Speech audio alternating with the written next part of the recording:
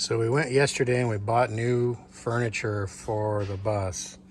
We got a new captain's chair for the passenger. This thing's pretty wore out. It's kind of loose too. This driver's chair is actually in pretty good shape, but it's not that comfortable. And it's air ride. I'm not too crazy about the air ride. It's loose on its base. So we got a new chair there that matches. These don't currently match, so the new chairs will match. And we got a new couch. When I toured this bus with the original owners, well, it's probably been almost 3 years ago, this couch was in perfect condition. It's been trashed, pretty much. It's nasty. It's got a bunch of stains on it. I don't know how it got so gross in that intervening time, but yeah. And the carpet needs to be replaced, or, probably replaced with a hard floor. You can see some stains in it, so we're going to take that up. And we're debating about that. I like the hardwoods myself, and I like the tile back there. There's nothing wrong with those floors. I'd like to keep those.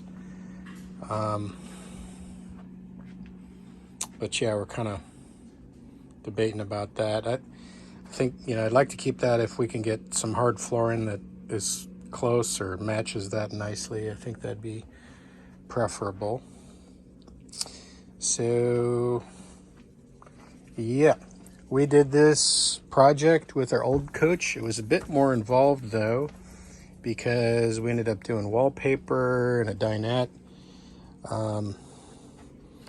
That chair is going to come out as well at some point. It's a recliner, just kind of hanging out there, but we really want to have kind of an eating bar situation. We've got this little two-seater, eating bar here that we like. We really like that quite a bit, and we're not going to change that, but we have to come up with something here. Previous owner made this really cool curved glass fold-away table here, and they used to use this captain's chair would swing around in this chair, and that's kind of what they would sit at, and that can come up, but it's still not really quite large enough. It's just kind of like a side table, and I like it, and it's very artistic, nice piece. But we need something a little more substantial to sit at, play some card games or board games or eat some dinner together. And there is 3 of us, so we've got to come up with something for that. But that's not a today thing. That's not a now thing. What happens today is the beginning of the removal of these chairs. This chair, the couch, and lastly, the driver's chair.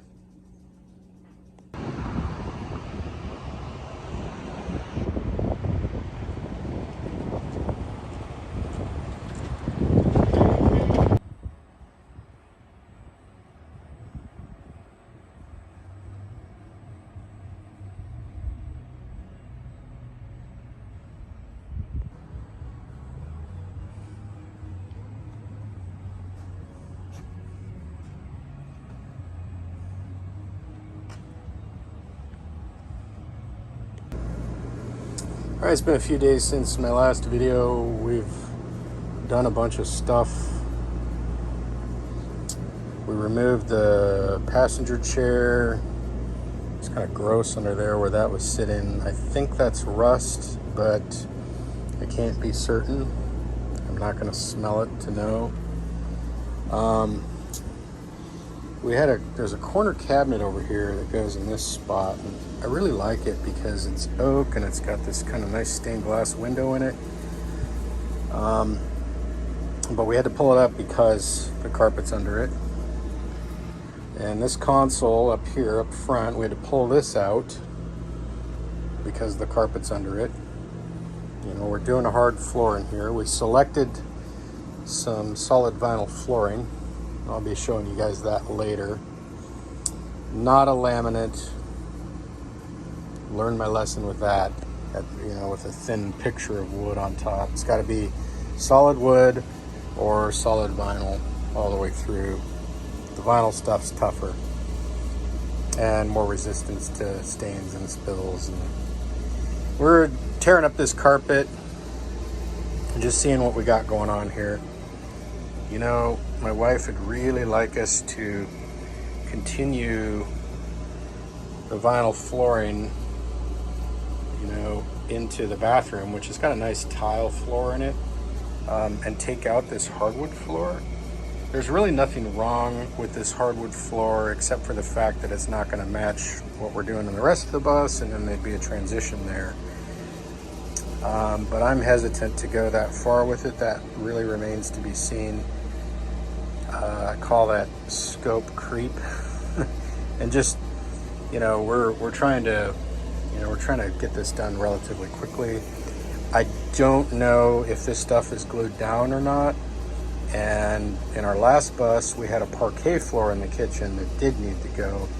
And when we tore it up, it took chunks out of the subfloor, and we had to use a leveling compound on that to get that, you know, to be able to lay down the vinyl flooring on top of that. So I'm hesitant to know or tear into that. I could ask the PO, the guy that built this bus, if that floor is glued down or not. Kind of prying on a little bit, just kind of checking it out, and I don't know about that. We'll see. So this cabinet's ready to go out. That cabinet's ready to go out. This chair is ready to go to somebody for free on Craigslist or Facebook Marketplace. This is going to be a chore to get this out, but that's got to happen. We waited till last on that because we needed to be able to move the bus around, and yeah, that's a pain in the butt doing these chairs. That's probably the hardest part of this job, is these two chairs, because of the way that they bolt through and their proximity to the fender wells. This one goes into the fender well, and as you can see, it's just right next to the hump. That one goes into the tool compartment door underneath the driver's seat. Pain in the butt, I know it because I've done it before on our other bus. Not looking forward to that job, but we will see. All right, I started ripping out the carpet, and you can start to see the reasons going for a hard floor in an RV or bus. See, you can see the dirt in the traffic area, you know, the central traffic area on the backside of the carpet. As I was tearing some stuff up, I smelled some pet urine, and now I can see on the pad there, somebody's dog has been peeing on this rug. So that makes me really happy to get that out of here. And discover the first complication that we're going to have with a hard floor is, I've covered this in a previous video, but these fender wells have been shortened up because GM used the same fender wells in the front as they did for the back of dualies, and so these fender wells are wider than they need to be. They're also taller, and so the previous owner customized this, and so the floor is uneven in this area right here. So that's going to present a challenge. I'm going to have to do something to level out this floor, because we'll come through here with vinyl. You know, you need a level floor for that. We're going to do a different carpet over the wheel wells. We're just going to, you know, replace this with something different here that matches the flooring that's going in better. So I'll probably retain whatever mechanism he's done here to, you know, get that carpet so closely mounted to that. Yeah. All right, we finished demoing the floor today. So we got the carpet and tack strip out. We got that driver's chair out. We had to do some floor patch, some leveling compound on some areas in this floor that were uneven. Try and make that work better. And this is it for today. It's hot. It's 81 inside here right now. So calling it a night. We'll be back at it tomorrow. All right, we got the floor installed today. Vinyl floor anyways. We've got some carpeting to do yet around the wheel wells. New carpet for there. We got carpet for up here under the driver's area. I got that little corner cabinet reinstalled. It's looking pretty decent so far. Happy with what we got done today. I wish we had at least one piece of furniture back in, the couch, but yeah, it's been a long day.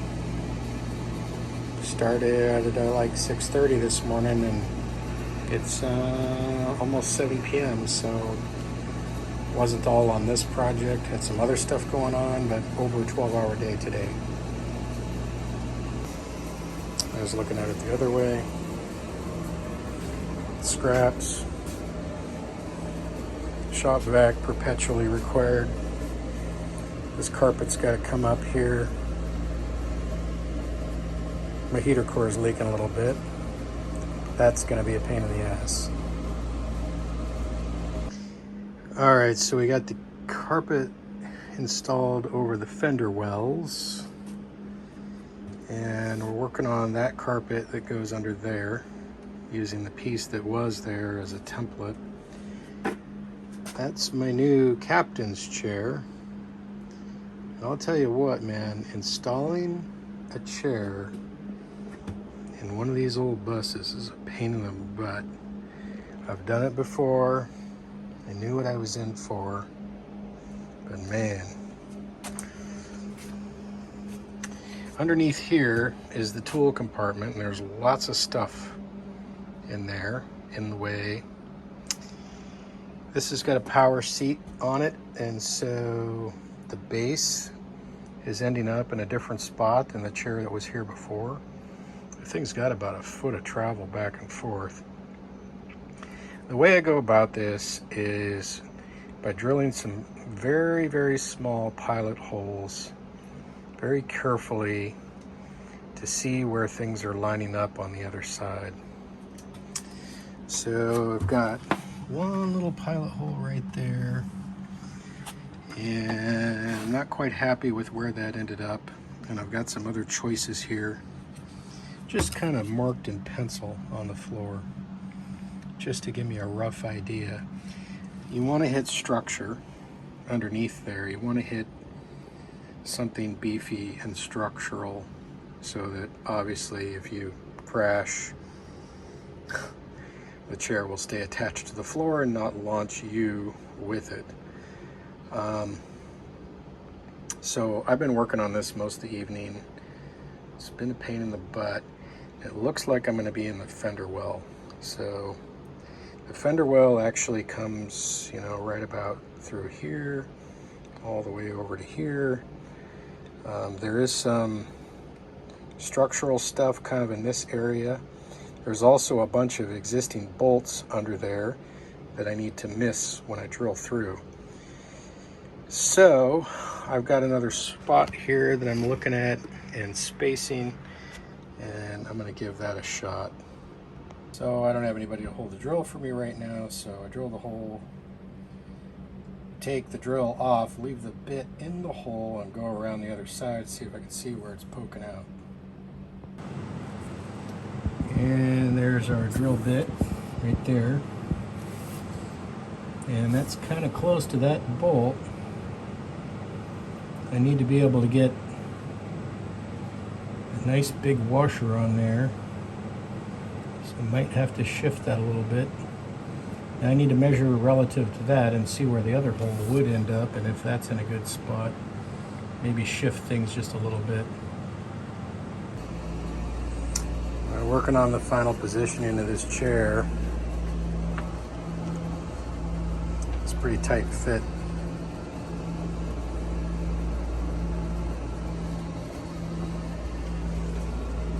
thing moves back and forth quite a bit.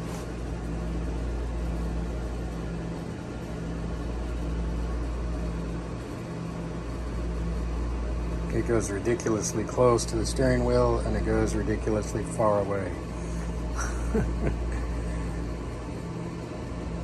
So I've determined this base is too tall for over there. And when the chair is all the way down, my feet don't really quite touch the floor. I need to be able to rest my heel on the gas pedal there, you know, so you can have a point of reference, not just floating around.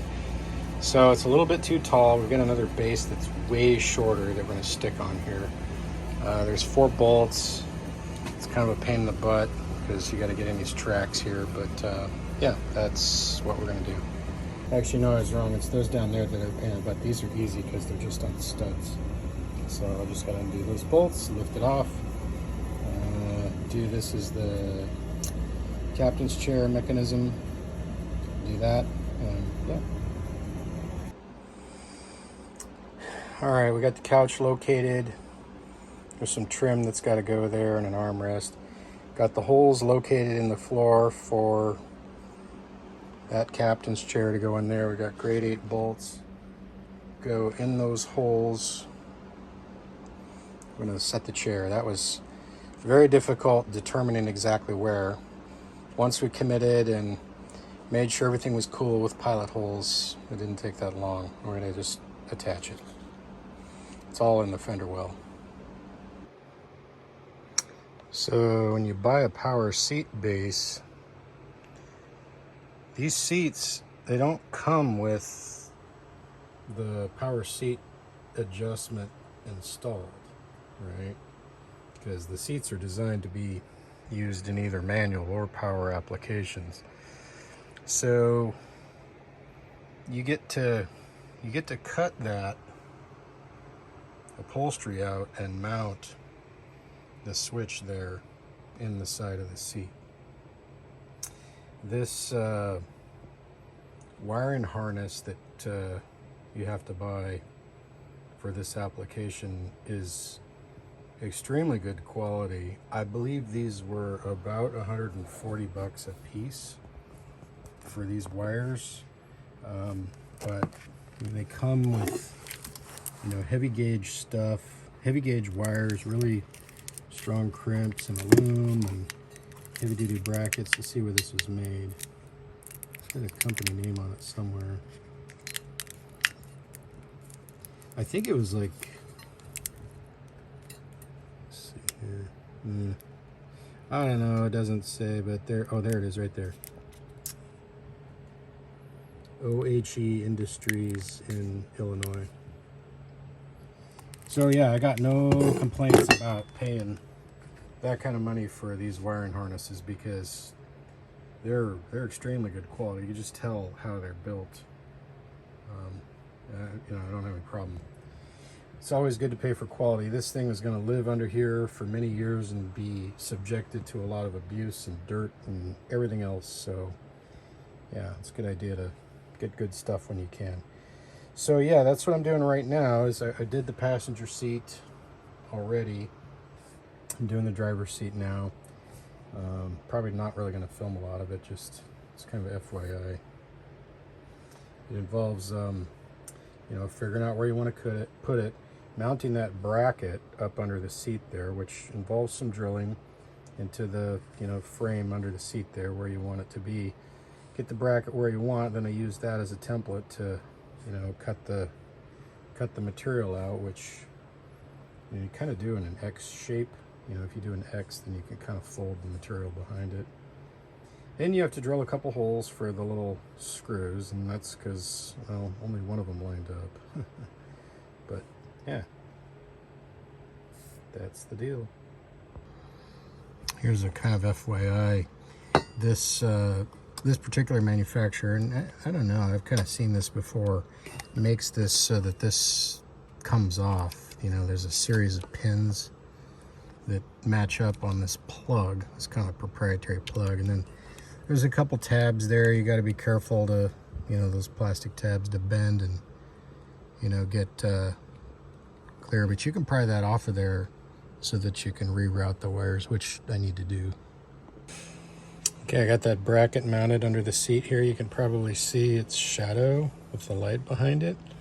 Then I cut an X in the upholstery here, you know, using that light to, you know, show me where I needed to cut and feeling it.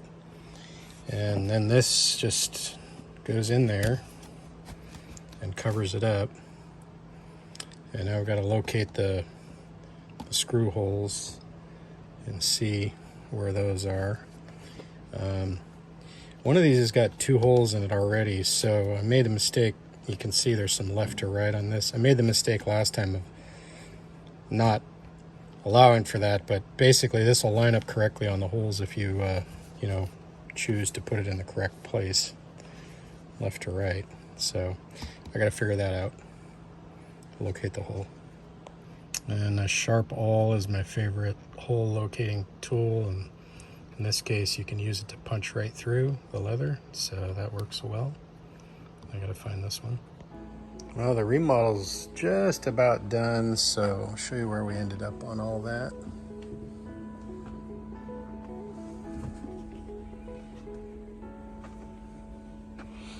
We've got the seats all installed. We've got the power seat buttons installed. Got that trim piece installed on the couch there that we had to notch out to go around the fender well. Flooring's all done. We've got some trim to do over there. I actually think we're gonna end up continuing this project into the kitchen, the flooring, but for now we're pretty happy with the way it turned out.